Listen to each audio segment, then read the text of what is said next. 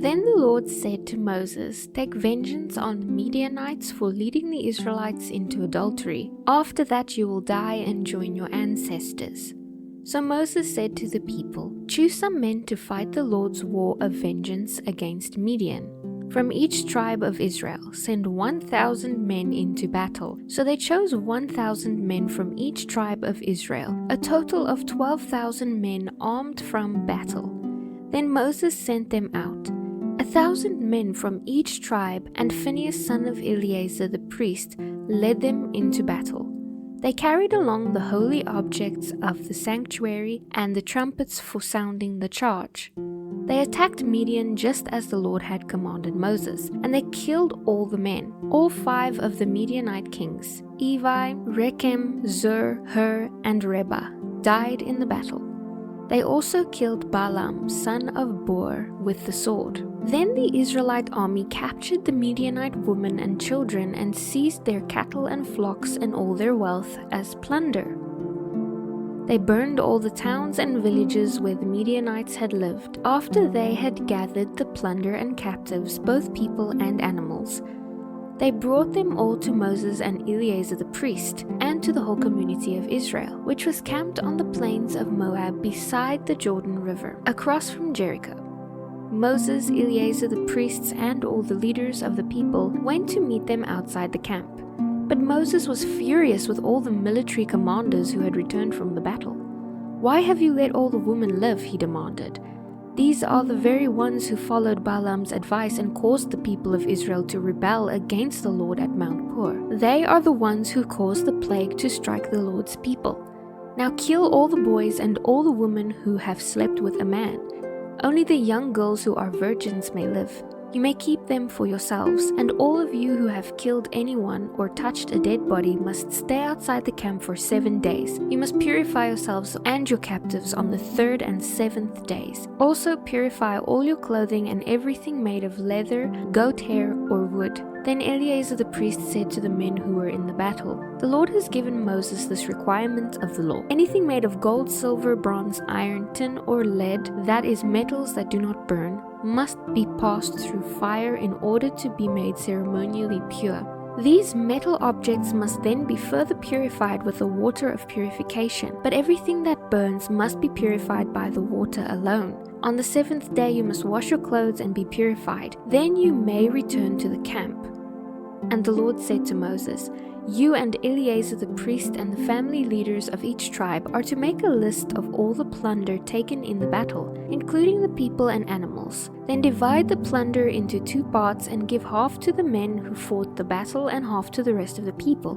But first give the Lord his share of the captives, cattle, donkeys, sheep, and goats that belong to the army. Set apart 1 out of every 500 as the Lord's share. Give this share of their half to Eleazar the priest as an offering to the Lord. Also, take 1 of every 50 of the captives' cattle, donkeys, sheep, and goats, in the half that belongs to the people of Israel. Give this share to the Levites in charge of maintaining the Lord's tabernacle." So Moses and Eleazar the priest did as the Lord commanded Moses.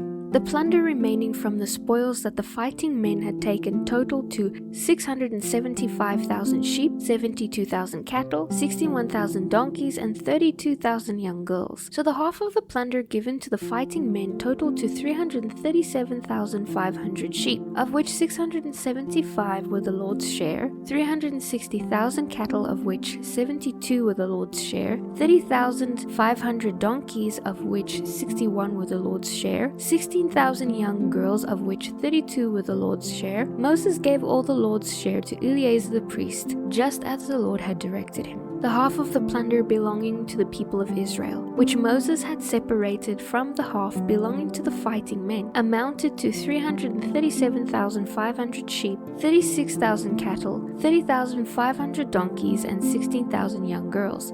From the half share given to the people, Moses took 1 of every 50 prisoners and animals and gave them to the Levites who maintained the Lord's tabernacle. All this was done just as the Lord had commanded Moses.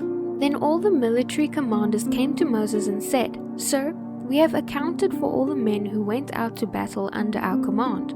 Not one of us is missing. So we are presenting the items of gold we captured as an offering to the Lord from our share of the plunder: armbands, bracelets, rings, earrings, and necklaces. This will make atonement for our lives before the Lord. So Moses and Eleazar the priest received the gold from all the military commanders, all kinds of jewelry and crafted objects. In all, the gold that the commanders presented as a gift to the Lord weighed about 420 pounds. All the fighting men had taken some of the plunder for themselves. So Moses and Eleazar the priest accepted the gifts from the military commanders and brought the gold to the tabernacle, as a reminder to the Lord that the people of Israel belonged to him. Now the tribes of Reuben and Gad owned vast numbers of livestock. So when they saw that the lands of Jazer and Gilead were ideally suited for their flocks and herds, they came to Moses, Eleazar, the priests, and the other leaders of the people. They said, Ataroth, Dibon, Jazer, Nimrah, Heshbon, Elealeh, Sebam, Nebu, and Beon, the Lord has conquered this whole area for the people of Israel. It is ideally suited for all our flocks and herds.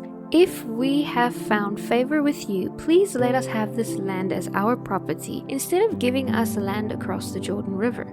Do you mean you want to stay back here while your brothers go across and do all the fighting? Moses asked the Reubenites and the Gadites. Are you trying to discourage the rest of the people of Israel from going across to the land the Lord has given them? This is what your ancestors did when I sent them from Kadesh Barnea to explore the land.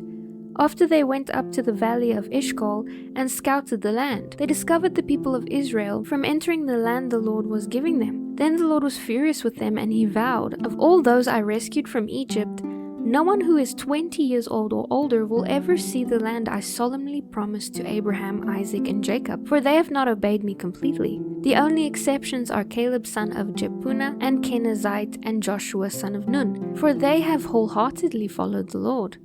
The Lord was furious with Israel and made them wander in the wilderness for 40 years until the whole generation that sinned against him had died. But here you are, a brood of sinners, doing exactly the same thing. You are making the Lord even angrier with Israel.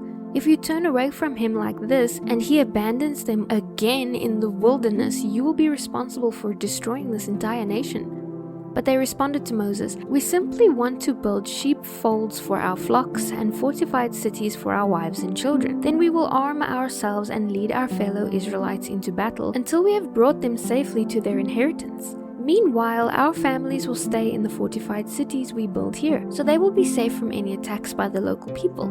We will not return to our homes until all the people of Israel have received their inheritance of land. But we do not want any of the land on the other side of the Jordan. We would rather live here on the east side where we have received our inheritance."